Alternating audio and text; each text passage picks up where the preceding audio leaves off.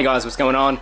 I'm down to the last couple of things that I need to do to get my RB25 running again in my Stagea. So for the past couple of weeks, since we dropped the engine back in my Stagea, I've been slowly plugging away at all the other little bits and pieces that need to be done, all the hoses and electrical connectors and that sort of stuff.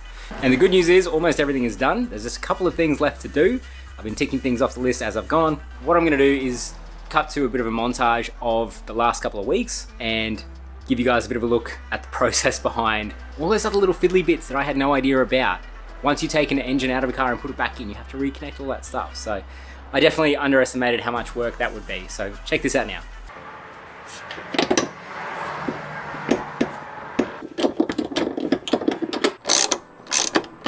That's now supporting the tail shaft. So now we can line this up with the back of the gearbox. I think it's so important, and I've done this for this whole project, to label all your bolts. Because these bolts just look the same as everything else that I've taken out of this car throughout this whole project. And if I hadn't put them in a bag and written on their tail shaft, I'd have no idea what those 4 bolts with nuts were for. Label your stuff, do it.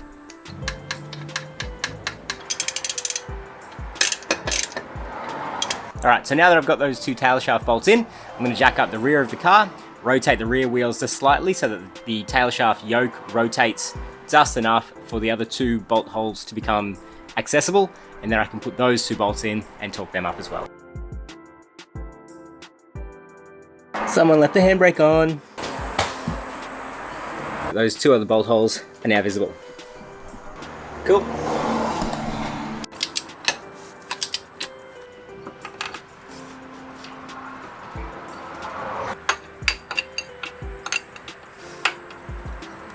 There's no fast way to do this, you just have to do it by hand. One thing to consider is that once you do start running the car again, this Attesa system needs bleeding just like any other hydraulic fluid system. There is a reservoir in the boot of these cars, and it's a fairly simple procedure to bleed it. There is a little bleeder here, you turn the car on, you come down here and you crack the bleeder and you turn the car off, so on and so forth. So that's about it for under the car. I've got the gearbox up, we've got the gearbox mounts done up, we've got the tail shaft hooked up, we've got the Attesa line hooked up. Now it's time for the starter motor, and I don't think I'm going to show that because it's a real pain in the butt. So I think I figured out a little bit, fortunately or unfortunately, about what in the previous setup killed my engine. So if you look at my clutch slave cylinder, this is a pull type, being an all-wheel drive RB.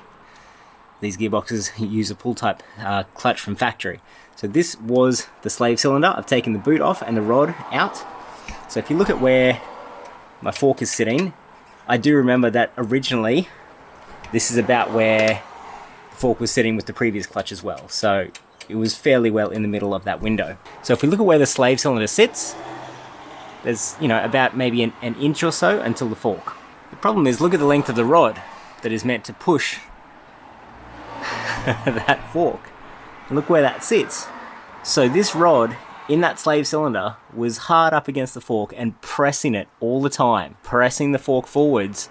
So the fact that the clutch was engaged 100% of the time meant that the crank was being pulled backwards inside the engine, unfortunately. So I think that's a pretty comprehensive answer. So I bought a new slave cylinder to swap onto the car at this point, just to be safe.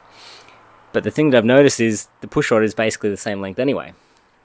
It's not really any fault of the slave cylinder itself. It's the combination of this slave cylinder and whatever the clutch and throwout bearing that I used meant that the fork sat further back than it should have, which meant that this stock slave cylinder had too much of this push rod sticking out onto the fork the whole time. So from what I've seen online, there is a fairly easy solution. The correct solution is to pull the clutch out and use a throwout bearing that is shorter by, you know, about that much, so that this rod just sits lightly against the fork. But since we just finished in the gearbox, I don't really want to pull that out again. So the other way of making this push rod line up with the fork based on where the fork is sitting currently is to simply cut this push rod down. So I'm going to get the angle grinder and I'm going to nip off, I'll measure it, but at a rough guess, I'm pretty sure about half of this rod is going to have to get chopped off. Alright, so here's my new slave cylinder. This is completely untouched. This is exactly how it came out of the box. All I've done is take the banjo bolt off my line and stick it on here for now. But what I need to do now is take this boot off and take out this original push rod and put this new shorter push rod in its place and put the boot back around this.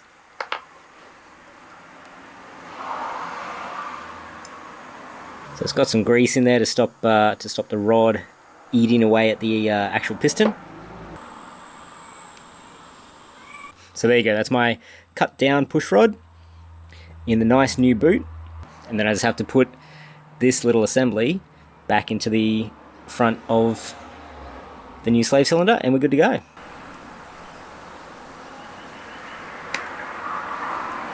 And so that's what the final slave cylinder setup looks like now. So that's got the cut down push rod in here and there's basically no pressure on the fork. There's not much force at all on the fork itself.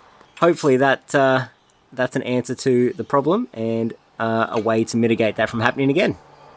So I'm putting up some turbo lines and I put the power steering pump back on. Just slowly plugging away at things.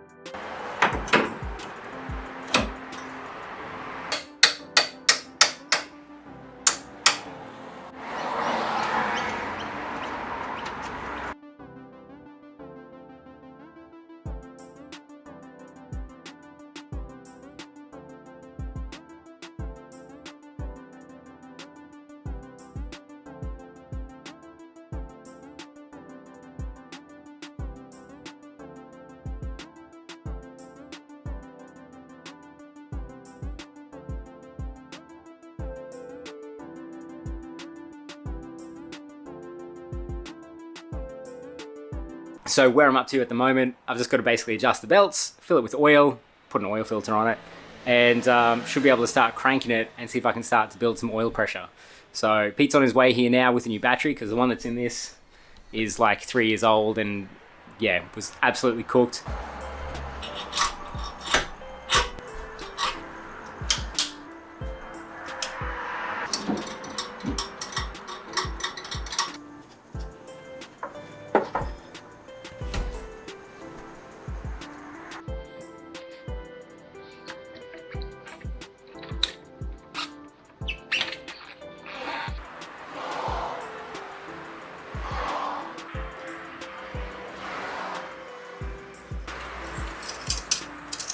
That's awesome. It's made its way all the way down. I think we're ready. Holy cow. Alright, so now that there's enough oil in there, I'm going to unplug the CAS and the injectors and I'm going to turn the key and try and crank it to hopefully build some oil pressure, try to pump the oil around the engine, build some oil pressure before trying to start it. Oh yeah, and Pete's here. Hey dudes. What have I missed? Go again.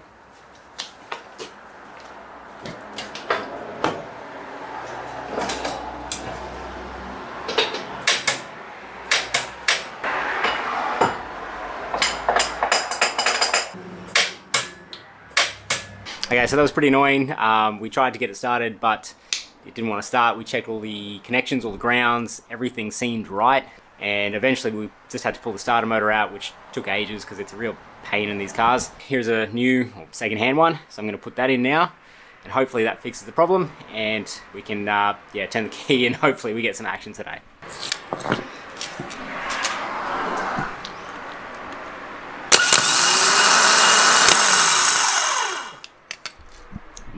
Nice. Alright, so I figured out the problem. I think this wire here I actually had connected down to the ground on the chassis because I thought that was a ground for, I don't know, the starter or the alternator or something. But so what I have to do now is, so I took that wire out, hooked it up to the positive on the battery, and I've just got to re-bolt the actual ground wires back onto the chassis now. But I've still got the starter motor hanging down here just to test. Now if I turn the key, we actually get something that sounds like a starter motor.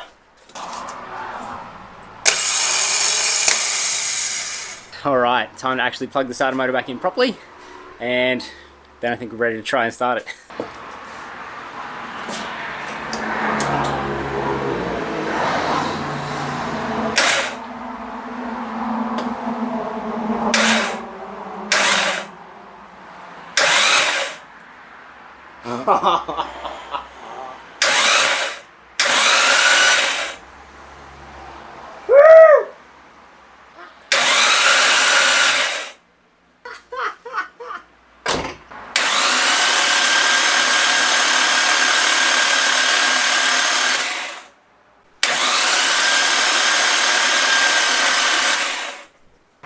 Alright, so I can see oil dripping, which looks like it's coming from right above this CV, which is where the turbo oil drain is, which could mean we have oil all the way around the engine through the turbo feed coming out the drain. I'll see if I can get a better shot.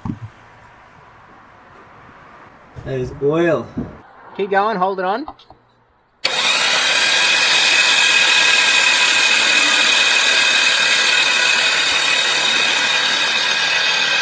Yep, stop, yep, woo!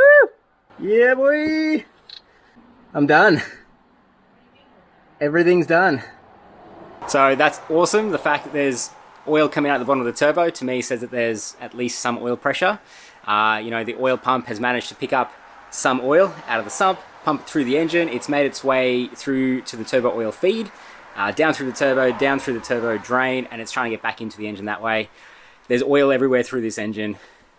All that's left to do now is tighten up that oil drain, reconnect the CAS so that the spark plugs can fire, and then just turn the key and see what happens.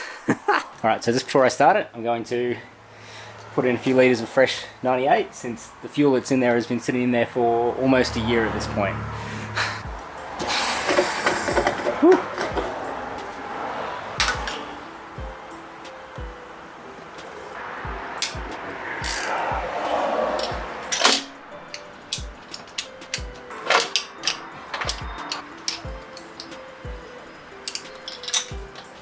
Alright, so that's some fresh spark plugs in. Now I'm going to go ahead and reconnect the coil packs, bolt down the coil pack bracket, and then off we go.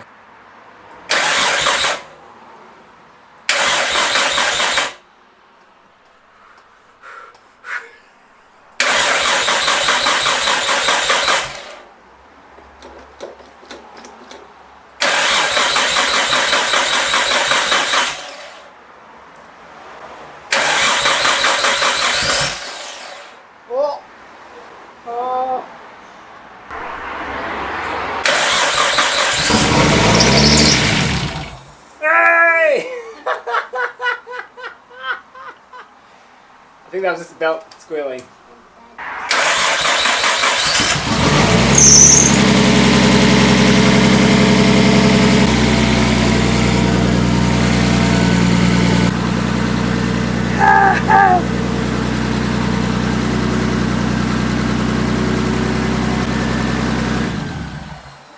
Yes!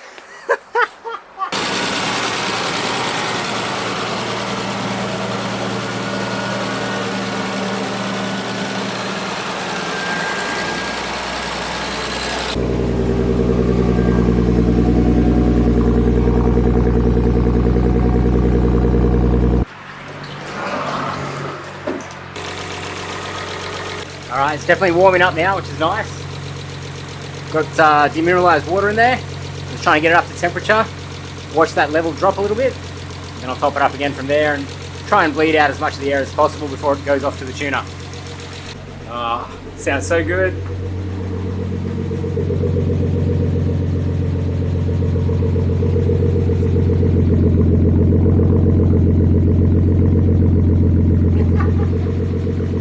there you go, guys. The Stagea runs. I can't believe it. I don't know what to say or how to feel.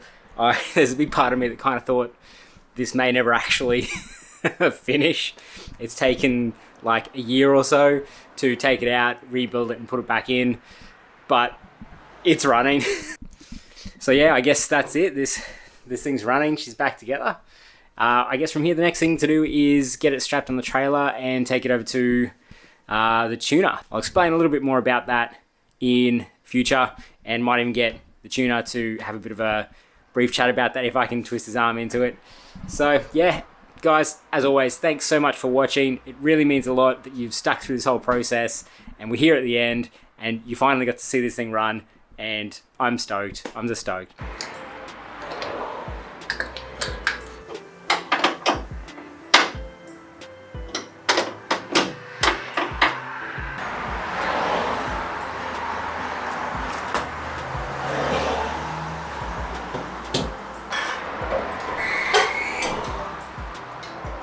That's the rear down. Time for the front.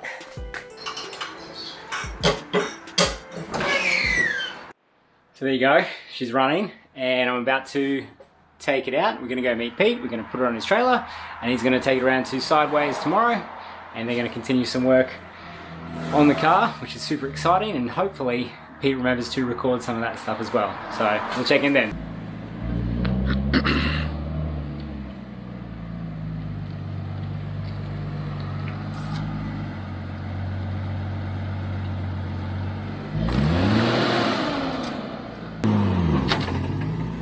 Keep coming.